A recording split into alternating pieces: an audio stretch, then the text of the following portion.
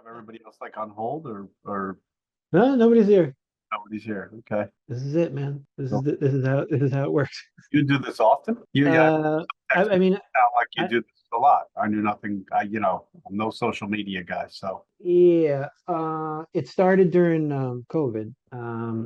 When I mean, it literally started when I think I wanted somebody on the other end to test how long it took to press spacebar and for Zoom to register the slide advance. We mhm. were trying to figure out what the delay times were and all the logistics around that because that was the only option at the time. I guess at the time during some of those, they were up to, I don't know, 25, 30 people. I've done much fewer. It always helps for me to lead with something. Like last time I led with, I'm raising my rates and here's why. And actually a bunch of people showed up. I wanted to be able to say Keith Tromer will be here, but I also don't want it to be that kind of stressful thing. So I didn't. Um, I've never had it where it's just me. Oh, I did have just me and Dave Curie once, but Oh well, then I'm out. Then I'm definitely out. hi, John. Hey, how are you doing? Keith, good to see you uh putting a face with the name. How are you? Good. Do you actually know each other? Have you been on the site or know each other through something? I've engaged Keith with some help. Uh Haven't we all? Yeah. And I we will be probably passing each other in the hall at an upcoming event. I mean, there's only three of us, so it's super casual. Um, Obviously, some people could still be joining. John's been a bunch of these. Keith's never been to one. I was just explaining to him sort of um, how it started in COVID, and basically the gist for me is I miss the workroom.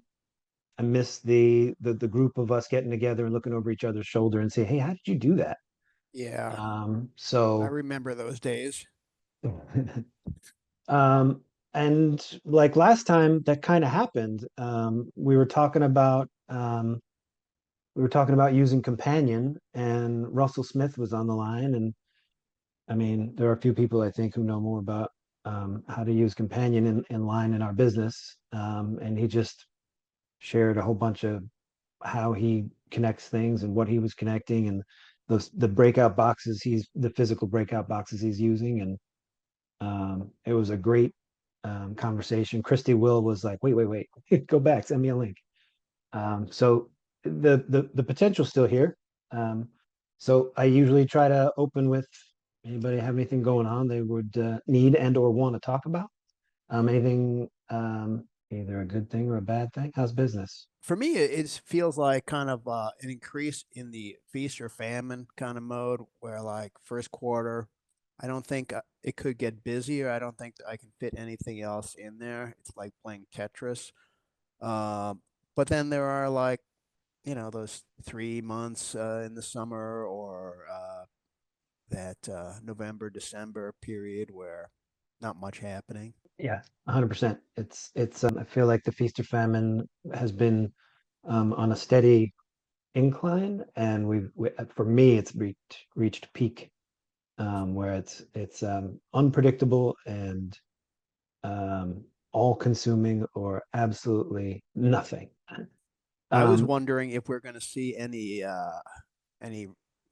impact of this CEO killing. Maybe an uptick in the virtual stuff. Either that, or at the very least, much higher security on site. I can't imagine that not being the case at this point. Here's a dumb result. It's going to be harder to find their photos online when we have to put together some sort of no joke. Like, how many times have you go to LinkedIn and find their photo, or go to the website and find their photo, the executive, the vice president's photo? That's going to be a challenge at this point. Right. Yeah. Um, And the client usually gives you that 64 by 64 or smaller image, and you have to seek out the better version. yeah, exactly. Well, so one good thing about the coming AI apocalypse is upresing works better than it has in the past. So that's good. So I don't want to waste Keith's time. John, do you use Keith's tools? Oh, yeah. Um, And, you know, I did the upgrade, and I had found myself kind of doing what I had always done despite having new options, you know. And so I know when I installed, I checked out the videos, you know, like, oh, that's cool, but I didn't really incorporate them into my production, you know, routine, because it's just I have a routine. So I was interested in kind of reinforcing what's there. Yeah, I know I had even talked with Keith about it, and I know that he gave me solutions, and I know it's on me, but at some point I had stopped transferring PPTXtreme to machines as I migrated my work systems. I was using things less and less that um, I felt like there were certain issues that were happening with the machine Hmm. that I wasn't confident I could troubleshoot without laying the blame on the plugin without any evidence that it was true. I'm freely admitting that it was my lack of patience and or willingness to troubleshoot. So I had stopped using it. I apologize for making the long part of the story the negative part of the story. Let me change that. So the positive part of the story is um, I saw it came out. I saw that the website didn't have the ability to see the examples, and that frustrated the hell out of me. And then at some point recently, I pushed the little buttons and they all work and they show me examples of what goes on. Um, I also mentioned it in one of these groups, and so felt like I couldn't mention it and not experiment with it. So I started to experiment with it. This past uh, month, I was on site embedded inside the client's offices, doing a lot of tedious minutia work, making sure that this is exactly in the same spot as that. So it was actually a really good um, um, reunion. I found myself reacquainted with tools. I was like, oh yeah, this is perfect. Like simple things like pick up position, size, and format all at once to be able to cut and paste it anywhere you need to anytime. Like um, just to me, basic PPTXtreme time savers. That I felt like they were all back, which felt great. Um, I didn't realize how much I missed them until I was using them again. And I'm not blowing smoke. I I know he's there, but I'm just trying to be honest with him. He knows I tell him the truth. And then I had some time while we were waiting for the executives to make their decisions, and I started to play around with, um, for instance, the still store. So the addition of the sort of in-show mode things is pretty cool. I don't have anything prepared here, so if you want to pick something up and say something, that's cool. Um, Keith, or else I'm going to struggle and open a PowerPoint.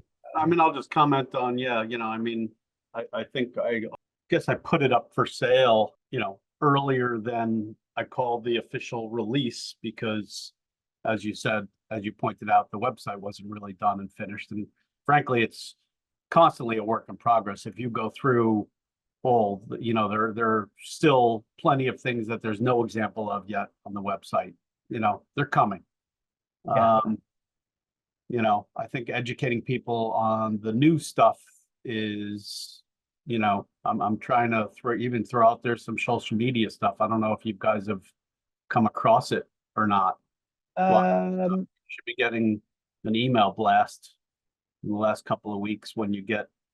so I'll say this: it worked. Whatever it was, it worked because I saw that you've been sharing. That was what clued me in, is you were starting to share videos from your account, either Mhm. social media or an email. I'm not sure, but like I said, it worked. Um, so this one's an example of the morph one, which is kind of cool. I think. All right. Yeah. So the ability to select the squares and then select where you want them to land by selecting the resulting square to align it with um, is pretty darn cool. That much control is delightful. Yeah, good. Yeah, I mean, that's a solution to a problem that I think everybody's probably run into. Or Yeah, I hadn't seen that tool. So that's yeah, the Morpher Helper is, click on it there, Ed, if you would. where is it? And the more edit on the right and the right edge of more edit, I think. Morpher Helper. Here you go. Right. So you select. So I'm on the first screen. I select all the items, and you say the source selected. So John, it's a fix for the idea that, you know, you when you know, sometimes you use morph to go from slide to slide, and you know, the shapes are not connected to the right shapes on the next slide. You've run into that, I assume. I mean, if you haven't run into that, then this makes no sense to you. Then God bless you. Yeah. Yeah, I'm very familiar with that. Yeah. Okay. All right. So, I mean, if that, you know, essentially this is a way to sort of, you know, you get to tell it, you know, where to make the connections. This And slide, this you- shape connects to that shape. So do you do it one at a time then? Well, no, you do it in order. If you select 10 on the, do it again, Ed. So you could then select 10 on So- one slide in order and select 10 on the next slide in order, and they will connect in pairs. Gotcha. That's cool. Right. And too bad more people aren't here because it'd be, you know, I don't even have a demo of this just yet. Ed, you're recording, right? You betcha, buddy.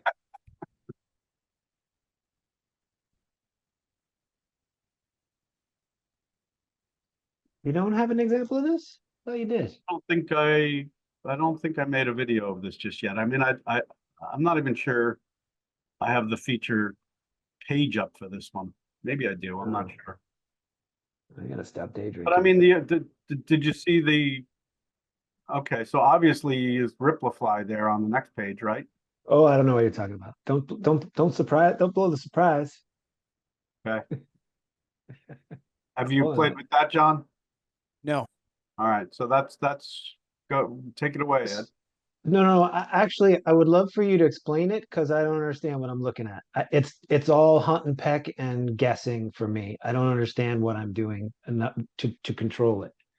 Okay. So, So why don't you just select all, right? And by the way, an easier way to do this would be cancel, you know, selecting the shapes you want to deal with first and then bringing up, you know, only the ones you select will all right. now launch Ripplify.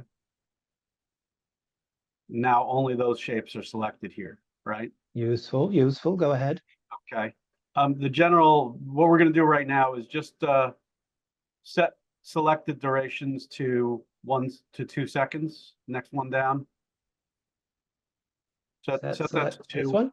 Yep. Just set Oh. it to 2.0. And hit the play next to it. Right. Okay. So that just set. Maybe make your animation pane a little bigger so we can see what's going on.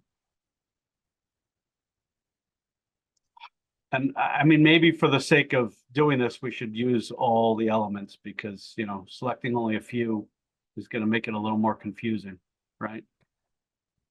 Yeah, I think I know the concept of this one that I The concept of this, so God set everything to 2 seconds. And now hit on the next blocks down, you can align the left edges of the right edges, basically. So if you hit the upper left icon of that little area, well, that's right. That's your upper right, but you know, upper left, good, right? And Wait. So there we there go. you go. Right. So right now we have a nice little 2 second, everything starts at the beginning. Got it. Kind of the key thing about this is the bottom section, which is to be able to change sequence to stagger. Make the delay 0.3. And hit go. I mean, that's kind of the basis That's where it all began. So you're meant to go down? What do you mean? You're meant, so I show up here with a new bunch of things selected. I'm meant to start at the top and go with set the duration and then go to select the time and no. then go. No, they're all different functions. Everything here is a different function that not necessarily, imagine you started where we were a second ago, which is everything starting at the beginning.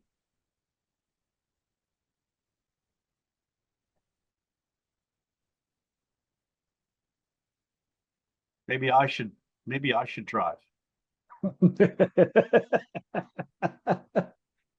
Boy, well, I mean, there's a demo. I certainly got it. I certainly understand what happened there and appreciate the convenience of being able to do that. I now understand, like, I have in my mind now of something that I might have happened in the past where I would have used that to make everything butt up to the end point. Yeah, it's kind of, you know, I'm used to that tweaky, like line by line saying, okay, this one is 0.5, next one is 0.75, or, you know, just trying to manually stagger this automatically allows you to do that. I mean, or look, just, start all these at the at the start, make them all 1 second.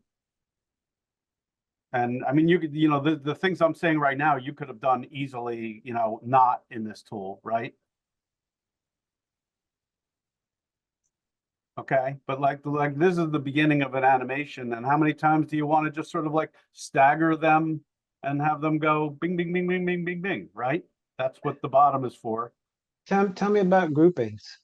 Okay, so first do stagger. This? Yeah, okay, and hit go. Okay, and so essentially, go ahead and do that. Yep. Ooh, I don't have to close your little window? That's No, you nice. do not. Right? Yeah. Obviously, you choose a different order here, but that's about the order you have in the first place. Yeah, so is that order based on, so I made this by obviously taking 2, then send 4 and clicking and then dragging and then copying rows, and I did 2 rows and up and down. And as you did your Morpher Helper, things moved the order as well, I think, just so you know. But yeah, no, I mean, you'll still have to create your own order.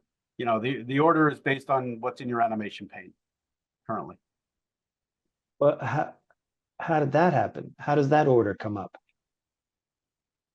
The order is based on what's currently in your animation pane. Uh-huh. Those, right? And when you pull up, when you select all and pull up Ripplify, everything in there, or you deleted everything in your animation pane. Got it. So I have to have something, I have to have an animation You're in not there. creating animations here. You're just messing around with the timing. Copy that. So I need an animation. I got it. Thank you.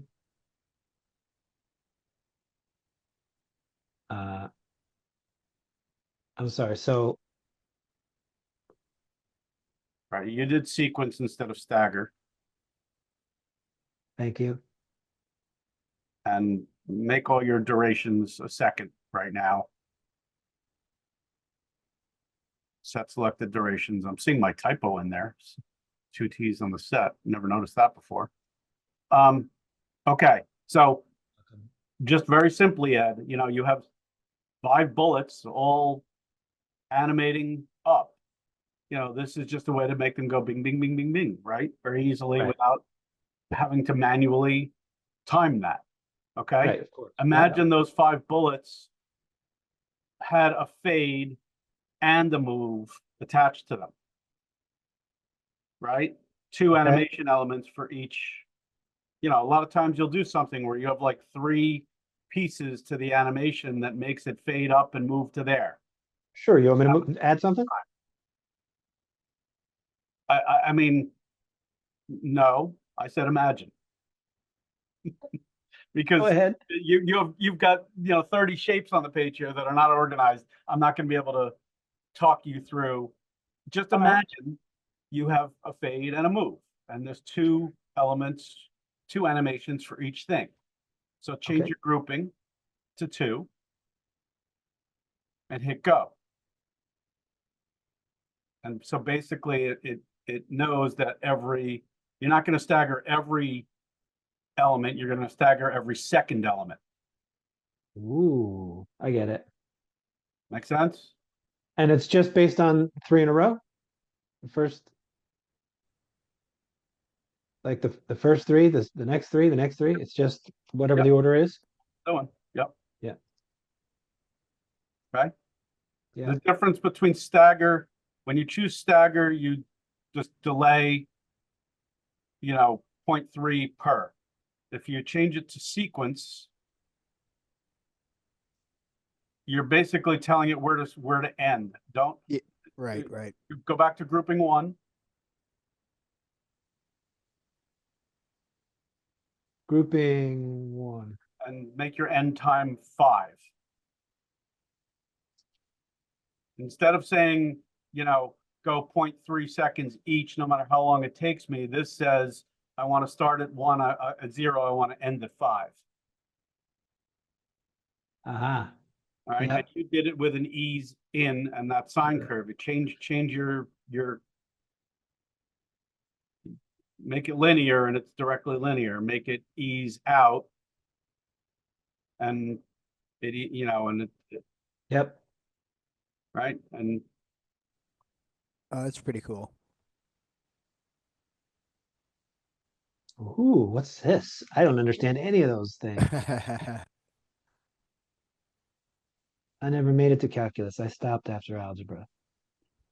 just hit quad. It just changes that little curve there. That's All not right. going to be much. Gotcha. Oh, I see. It's Ah. describing this. I got it. Yep. Ooh, yeah, that's the that's the ticket. So anyways, I Yeah. mean, look, some of that stuff is kind of crazy and won't end up useful, but I could see, a very simple thing. Let's imagine these are here. Let's clear your animations out for a second. All of them? Yeah. Let's just, choose the top 2 rows. Close that. Let's just animate the top 2 rows. You want me to take the rest of them off altogether? That doesn't matter. You know what? Alright. Let's do them all. But I mean, the one thing I guess you do need to select them in order, which probably has to do with your Z order. I mean, if you've gotten, I'm not sure. Just select them all and let's see what happens. You want me to do it this way? Yeah, that's fine. Now I regret how many. Okay, now in the make your window to the right of what I can see in your toolbar. Or go to the What? yeah, go there. And in effects library, we're looking, see the effects library area? Yeah. Boom. Next one down. Do Xoova Zoom. Xoova Zoom. And click middle row, next one down. And hit OK. Hit play. Xoova Zoom. Oh. Okay. Now let's go and What am I even looking at? What is that? now let's Ripplify. Those are all do a piece. I mean, as a square, it's hard to see what that does. Maybe do it to a piece of text or something. You were going somewhere else with it anyway. Tell me where I'm Go going. Ripplify. Go to Ripplify. And make it boom, end time 5. Ease out, sign. Hit go. I mean, I could see, and now play selected, right? And this is a tip, you know, this seems like something you might want to do really quick. Ooh, Look, how long would it take you to do that? a long time, too Okay. long. And Not a long now, time, but too long. and now the align the right edge, don't click but hover, that one, yep, Don't click. hit it, go ahead, click, boom. And now play selected. And that, you know, did a very similar thing, but you know, they all land at the same time, right? I mean, this is, Ooh. Oh, that's so nice. so there's the overview of Ripplify. Wow. Yes. That's so nice. Yeah, I think it'll take me a day to explore the options of that alone. Mhm. Yeah, yeah, look at that. Oh. Yeah. So kudos, Keith. I'm happy to be back. What do you got? What's coming next? Now that you've roped us in I would for a say, whole year.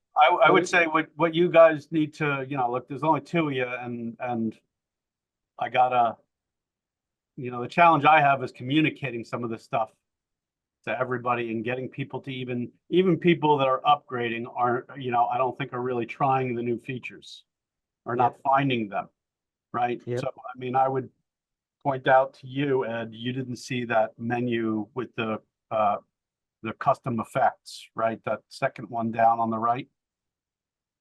I didn't see it. I would tell It's you, you should explore that stuff. Yeah. all right. Cool. Because, you know, That's what's powerful about them, I mean, look, you could, is there, you know, look at PowerPoint, you could zoom or you could move or you could rotate, but, you know, but, and if you try to combine them, you've got, you know, 3 animation entries per, and it's impossible to deal with it. And what these are animations that are use all these different values, put them into one animation. And so you can, you know, build text on that way, right? So go just make a new slide and make some text. so demanding.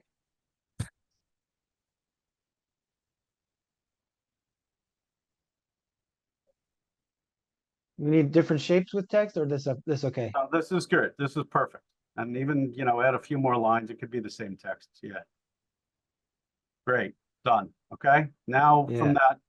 that custom animations menu, let's do let's just do a simple smooth fly-in and go left. Good. 2 seconds. Just like that is perfect. Hit OK. Okay. Right. And all, you know, it's just a animation with a smooth, with a fade, things that would take you to, you know, in order to do that with the fade, you would have to add a fade and add a move, and then you'd have to align the fade with each element. And here, you know, click on the animation page, expand that. You know, you can do that all at once to multiple things, and now you can even Ripplify that. Yeah, Ripplify it, man. Getting Let it rip. getting nuts up in here. Wait, we don't need it to be that long.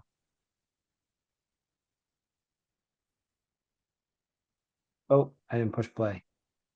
I'm gonna forget that.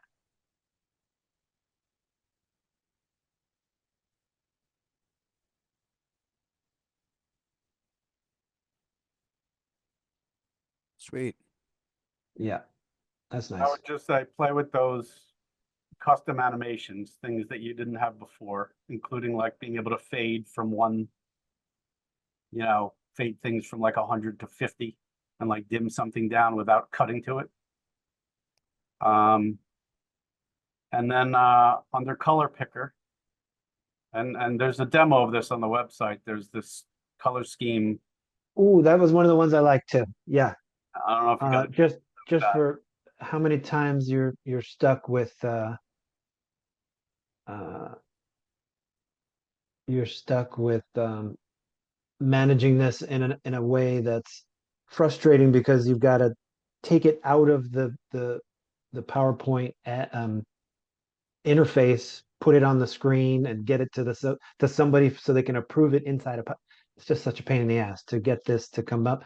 And then, if I'm not mistaken, this is I can do this, right?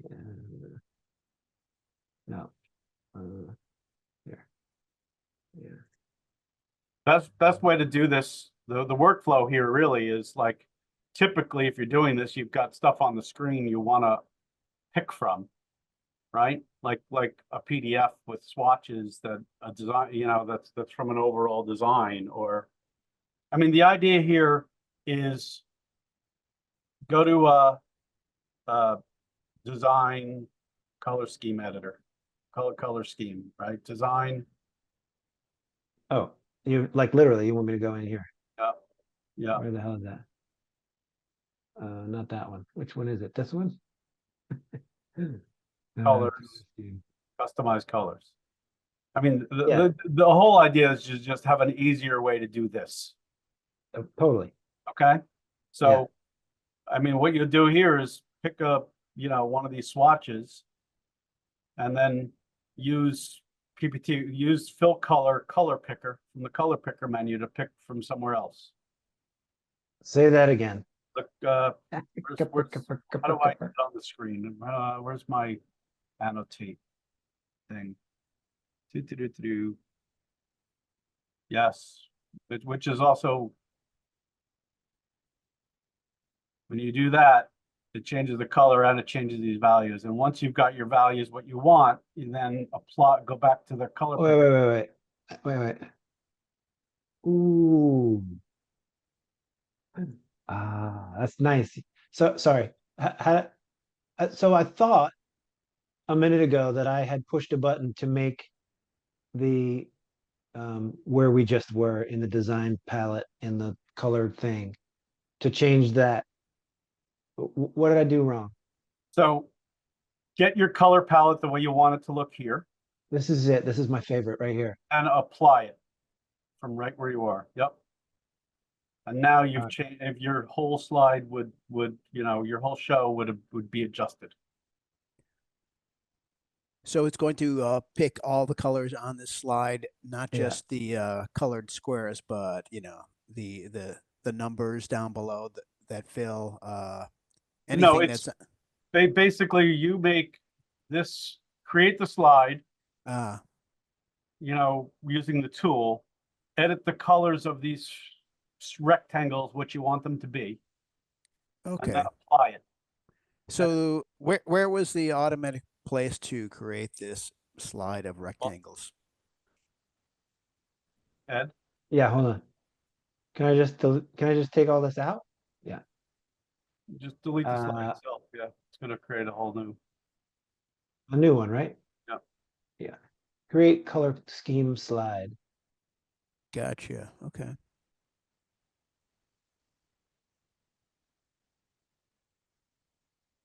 And nice. then this is all already coded to pick up those colors. Like all this changed is as soon as I. Well, that didn't change when you did what you just did, but it will when you apply it. The only way you're going to get the numbers to change as you do it is to use my color picker to change the color. Make sense? Oh. But once you apply it, it'll change it. Make it red. Okay. Didn't change. Undo. Use the color picker, which is just above you in the toolbar. Yeah, left. One more left. Use that. And that changes as you go. Wow. But make it orange. Go ahead, Ed. Make it orange. Make it whatever from the shape. Could have sworn it worked the other way. Make it whatever you. Okay. And now apply. Apply where? Apply the color scheme. Oh, apply the color scheme. Now it updates all those colors. When Okay. Yeah. you know, the numbers. I'm kind of glad that we don't have a big group here, because this is now like this information is just in the hands of a few of us, and we have more power in relation to the world. Share it. Okay? Share it. Yeah. You betcha. How long have you been dreaming up these new features? It's kind of a loaded question. You know, most of the stuff in this new release is stuff that, you know, I had access to, that I was using myself for years and years and years and years. You Huh. know, like just the whole, most of it, you know, turning it into a, you know, easy to use product that anybody can deal with is, you know, an undertaking. So, you know, I mean, again, most of it already existed in one way or another. Okay. You know, the other things, I'm just gonna point out. Hold on. So, John, this is um, this is the slideshow, and then I'm pushing the I chose a screen grab of the blank slide as my screen grab go-to. So I'm now using Keith's what's this one called? Fade return computer output to chosen image. I chose this image. This is the image. I know it looks like a slide. That makes it confusing, and I apologize. But so that's in and out. And The then still this is, start feature. yep, and then this is freeze. Which one's freeze? This one. You can't tell, but I'm frozen. Okay. So what is happening is the PowerPoint output is frozen, and you're able to drop out a PowerPoint here, and that remains. Okay. It Interesting. really only is helpful if you're in dual screen, Uh-huh. Right. right? Because you have to still be able to select another show and start show again, or do whatever you're gonna do. Huh. So, so it'll essentially just freeze the screen that your show is running in. Okay. Who needs the Um, switcher anymore? Exactly. Like that. Just that. I can. I'm my own big boy. That'll throw Uh, people off. Ed, go back to PowerPoint. Yeah. Yeah. Hold on a second. I mean, I'm sorry to cut it short. I've got to get back to shit I'm dealing with. Anything you want me to show? I would just say, you know, that's all in here, John. Right? Okay. Freeze, still store, and go to black. Play around with track, which is basically an alternative to presenter mode. What it really does, it just I have to say that remembering to turn it off when not in show, because it's annoying when you're not in show. Because Okay. no matter what you're doing, it goes back to sorter. And I was just in my when you slide. start a show. Sorry? When you start slideshow, it goes to sorter. John, all it really does is when you hit start show, it changes your main menu to a slide sorter instead of you know, wherever you are. And as you go next slide, next slide, next slide, it highlights the slide you're on in the slide sorter. Huh. And by the way, by doing it this way, that little hiccup you might get when it first tries to redraw the screen before an animation won't happen. Okay. I mean, that's the key right there for me. Right. Yeah. So I have to remember to, if I'm not in show, really in show, to turn that off, because I don't want to go right back out into sorter. Okay. I totally understand what you're saying. So uncheck it if you don't want to be in it. I mean, I understand what you're saying. The problem is you have to remember to uncheck it. I'm like, okay, it'd be great if I could automate that for you, but I can't possibly know when you want it on and when you want it off. You have to. It's just a different mindset. Yeah. And you look, know- not everybody, most people, a lot of times you're still going to want presenter view. I mean, this is something that like this feature right here, I've been using since, well, I mean, I don't even run PowerPoint shows anymore, but I mean, I think it was probably 1990 something when I was using that. The track feature? Before there was presenter mode, I was doing it this way. And my workflow was, it's nice because it tells me what slide I'm on in slide sorter as I go. And then when I'm in edit mode like that, Ed, I don't leave slideshow and make the edit and start slideshow again. I just click over and make the edit. So you still have that scenario though, when you go to the next slide, you can see what was there before, and nobody can understand that. Nobody can possibly comprehend that's what happened. Right. No. You have to show, we have You're to right. see it. You're We have right. to see If I it for could solve that, ourselves. I would. You're right. If I could solve that, I would. Just Steve, other thanks for your time, man. I appreciate it. things to really, we didn't touch on some of this. The select same is something I just, like if anybody's worked in Illustrator, you use that all the time, and that'll be useful. Yeah, I appreciate that. And the ability to break a paragraph or whatever, a bunch of bullets into separate items, Yeah, or a title into separate letters. right. I'd be lying to you if I say the split combined text wasn't, was foolproof. I think you're likely to come to a situation where it doesn't really work as intended. Okay. But and it's not something you're going to use a lot. It's sort of like what I always call like the make headers. Like, you'll go a year without using it, but one day you'll use it and it's going to save you, and it'll save you a week. No joke. What? I wish you were kidding. No, I mean, it's true. It's true. All right, I gotta go. Sorry, guys. No problem. Thanks for sir. everything. We'll do it Take again care, Ski. someday. And John, yeah, I'll see you in a couple weeks. Sounds good. All right, see ya. I'll bleep out the name of the company. Oh, Keith. Wow. He's a mad scientist. He sure is. I always used to like seeing him on site when he would show you what he was working on, and then all of a sudden he was just watch out. You didn't get to see over his shoulder what he was doing as much. Yeah, I don't know how he keeps ahead in PowerPoint if he's no longer living there. I appreciate you participating You're pretty technically savvy. and trying to keep up. The world's moving fast. Yeah. All right. All right, Take good to see care. you. Great to see you.